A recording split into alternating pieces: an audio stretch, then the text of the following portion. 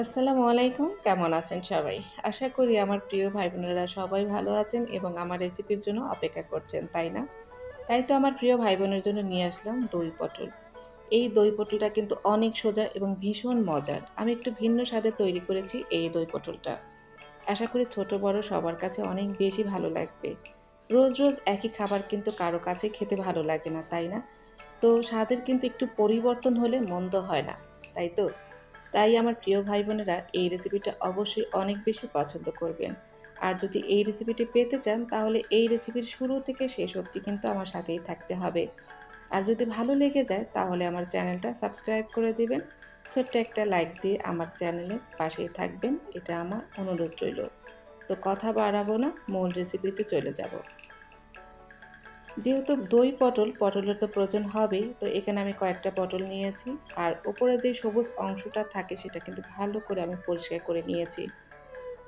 এবার যেটি করতে হবে, একটা ছুরির সাহায্যে কিন্তু মাঝে, মাঝে এভাবে করে আমি একটু চিড়ে দিচ্ছি। চিড়ে দিলে কি হয়, যে মসলাগুলো আমি ব্যবহার করব সেগুলো একদম ভেতর অব্দি গিয়ে পৌঁছাবে। এতে করে খেতে অনেক বেশি মজার হবে।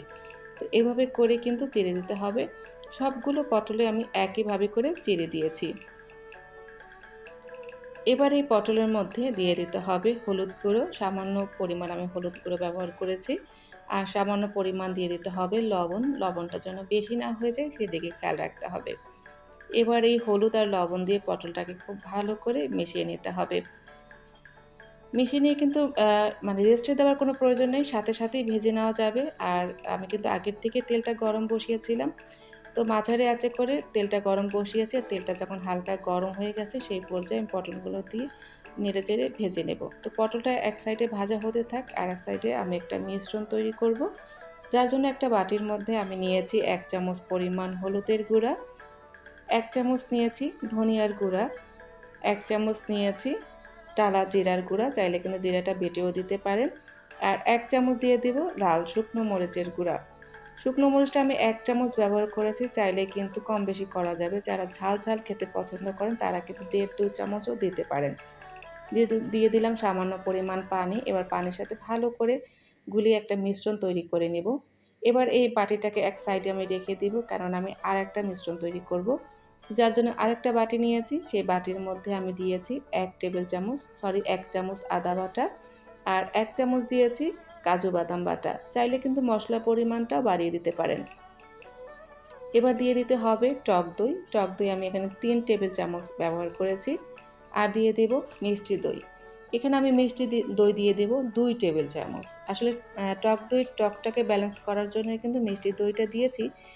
আর টক দইয়ের সাথে যদি মিষ্টি দইটা ব্যবহার করেন তাহলে কিন্তু স্বাদটা হবে দ্বিগুণ। চাইলে কিন্তু চিনিটাও ব্যবহার করতে পারেন। তবে চিনির থেকে কিন্তু মানে মিষ্টি দই স্বাদটা বেশি আসে।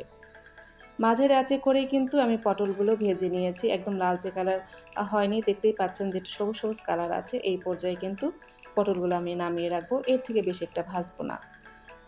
এবার পটলগুলোকে রান্না করে নেবার পালা। আগের থেকে আমি কিছুটা তেল গরম বসিয়েছিলাম।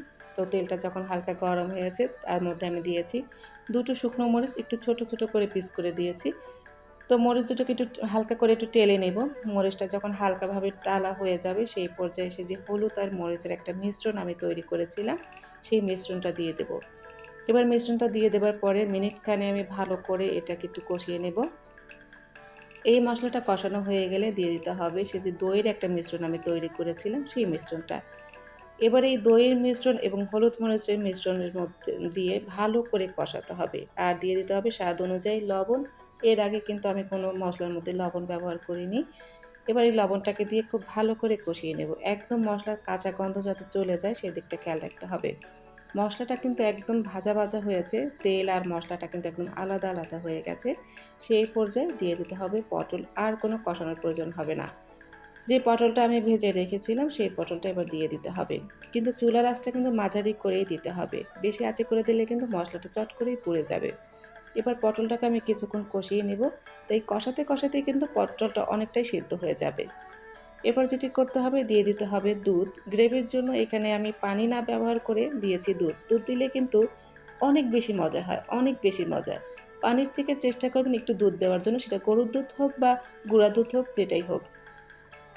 এবার যেটি করতে হবে দুধটা দিয়ে খুব ভালো করে পটলটাকে একটু নেড়ে চেড়ে দিতে হবে। নাড়াচাড়া করে দিয়ে আমি একটা ঢাকনা দিয়ে ঢেকে দেব। ঢাকনা দিয়ে ঢেকে ৫ মিনিট পর্যন্ত রান্না করব সেই মাঝারি আঁচেই। এর মধ্যে কিন্তু আঁচ বাড়ানো যাবে না, তাহলে পানিটা খুব তাড়াতাড়ি টেনে যাবে। ঘনত্বটা আপনার উপরে নির্ভর করে কতটুকু ঘনত্ব রাখতে চান। এবার ঢাকনাটা আমি তুলে নিলাম। ঢাকনাটা তুলে আমি এখানে ৩-৪টা কাঁচামরিচ দিয়েছি। কাঁচামরিচটা দিয়ে আমি কিছুটা নেড়েচেড়ে দেবো, আর কাঁচামরিচ দেওয়ার পর বেশি একটা রান্না করার প্রয়োজন নেই। এবার আমি নামিয়ে নেব, কেননা আমার দই পটলটা কিন্তু হয়ে গেছে। আর কতটা সুন্দর হয়েছে সেটা কিন্তু দেখেই বুঝে নিয়েছি। আজ এই পর্যন্তই, সবাই ভালো থাকবেন। আল্লাহ হাফিজ।